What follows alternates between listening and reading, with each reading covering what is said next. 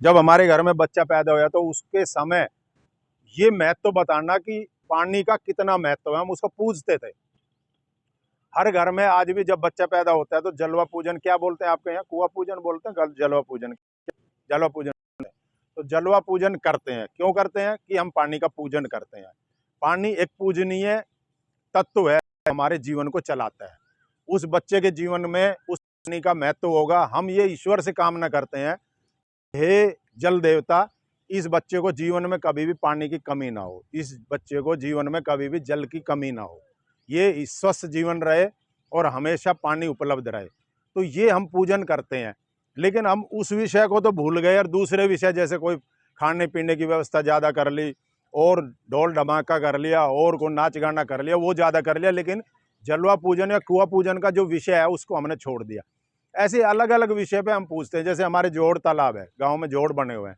अब मैं अगर जब मैं बचपन पर की बात याद करता हूं तो मुझे याद आती है कि हमारे गांव में जोड़ के अंदर या तालाब के अंदर कोई ये जूती चप्पल भी पहन के नहीं जा सकता था, क्योंकि हम उनके पूजन करते थे, जल का पूजन करते थे, उसकी हमारे के लिए पूजनीय होता था पानी। इसलिए पानी की तरफ जो है हम कभी भी टॉयलेट भी नहीं करते थे, मुंह करके भी नहीं करते, तो उसके दूसरी तरफ करते थे।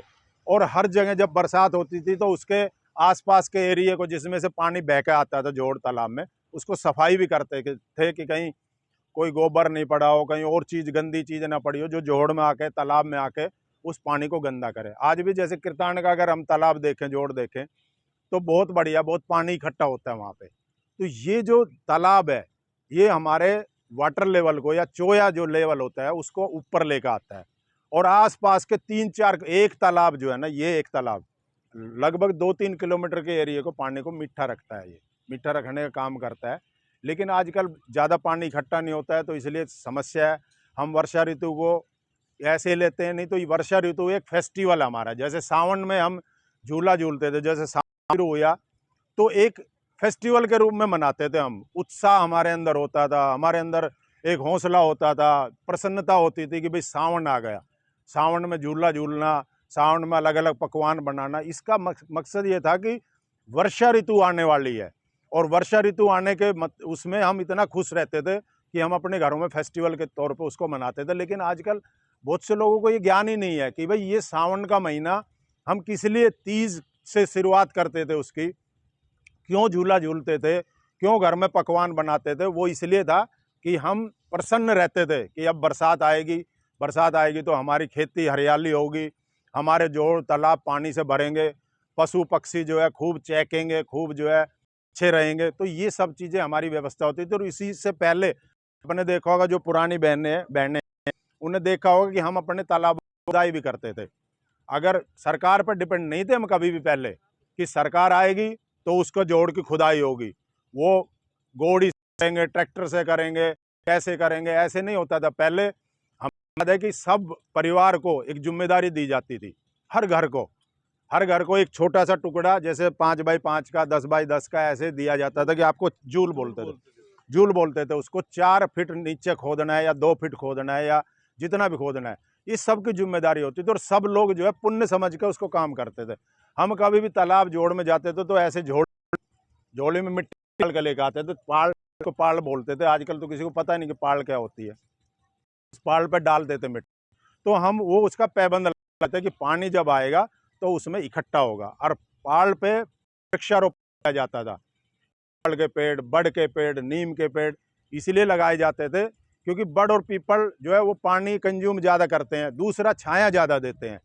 आपने देखा होगा कहीं पर भी जो बड़े बड़े पेड़ जोड़ के किनारे लगे हैं, उसका कारण क्या है? उसका कारण ये है, एक कारण तो ये है कि हम पक्षियों को आसरा देने का काम करते हैं और उनको फल देने का काम करते हैं। जैसे बड़, पीपल, नीम, इनका जो है बरबंटी आने का जो सीजन है वो क्रम से पूरे साल भर चलता है, तो हर पक्षी को वहाँ पानी भी मिलता है और खाना भी मिलता है। दूसरा, जो हमने पानी इकट्ठा किया उसका सबसे बड़ा दुश्मन कौन है? उसका सबसे बड़ा दुश्मन है सूरज, जो सूर्य देवता है हमारा। वो सबसे पहले पानी को एवेपोरेट करता है, मतलब वो सबसे पानी को सुखाने का काम करता है। और वो पानी उड़ के कहाँ जाता है? आपको पता है कहाँ जाता है? बादल बन जाते हैं। जो पानी यहाँ से उड़ा अब ये जरूरी नहीं है कि ये पानी यहीं पे बरसेगा, ये जरूरी नहीं है। यहाँ से उड़ा, आपके जोड़ में से, तालाब में से पानी उड़ा, गर्मियों में खूब पानी उड़ा और वो सूख गया, और वो पानी उड़ के कहाँ चला गया, कीर्तान में बरसेगा, ये जरूरी तो नहीं है। कहीं भी बरसेगा, वो तो अलग जाकर बरसेगा। तो इसलिए जोड़ तालाब के किनारे बड़, पीपल, नीम इसलिए होते थे कि वो पानी को सूखने नहीं देते, छाया रहती थी ज़्यादा देर। तो छाया के कारण पानी का जो है वाष्पीकरण कम होता था, और इसलिए पानी जो है सूखता नहीं था, और वो हमारे ज़्यादा दिन काम आता था, पूरे साल भर चलता था। आप राजस्थान में देखो टाँके बने होते हैं। टाँका का ये है कि जैसे एक कैचमेंट एरिया हो, जैसे हमारा ये एरिया है पूरा, ये इस जलघर का एरिया है, और इसके बीच में जहाँ पर भी जैसे चारों तरफ ऊंचाई है और बीच में झील है, तो यहाँ हमने एक टाँका बना दिया। टाँका का मतलब है एक ऐसी जगह बनाई हमने, नीचे एक टैंक ऐसा बनाया, और उसमें सारा पानी इकट्ठा होगा, आके अपने आप ही होगा, मतलब इकट्ठा करने की जरूरत नहीं। जैसे ही बरसात पड़ेगी तो वो पानी उस टाँके में इकट्ठा होगा।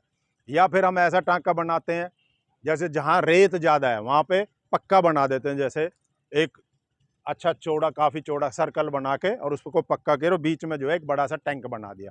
तो जो भी वर्षा उस पर पड़ेगी, जो भी पानी पड़ेगा, वो सब इकट्ठा होगा, उस टैंक में इकट्ठा हो जाएगा। ऐसे जैसे आप उदाहरण के तौर पर ये ले सकते हो कि जैसे हमारे घर की छत है, अगर हम उस छत का पानी इकट्ठा करें तो आपको पता लगेगा कि हमारे यहाँ कितनी वर्षा हुई।